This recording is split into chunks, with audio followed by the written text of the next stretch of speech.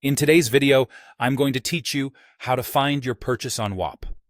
By the end, you'll know exactly where to look to view your orders, download invoices, and manage access to what you bought, all in just a few clicks. Start by opening a fresh browser window and searching for Whop. You can type the name into your preferred search engine, or, if you already know the official site, go straight there. When you're on the results page, click the main Whop link. If you see multiple results, look for the official listing and check the URL so you know you're on the right site before you sign in.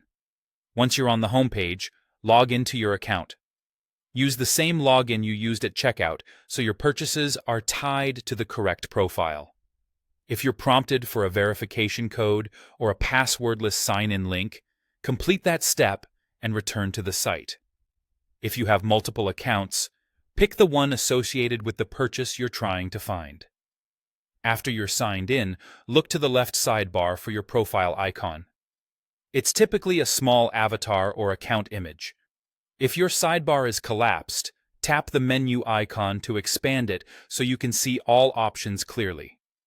On mobile, this may be at the top or within a menu drawer, but the icon will be labeled or recognizable as your account section. From your profile menu, choose either Orders or Billing History.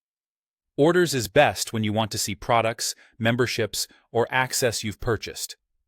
Billing History focuses on the financial side, charges, receipts, and payment records. If you're unsure which you need, start with Orders, then switch to Billing History for invoice details. Your purchases will be listed on that page. Scroll to find the item you're looking for and click into a specific order to open the details. Here, you can review exactly what was included, see the status, and access what you paid for.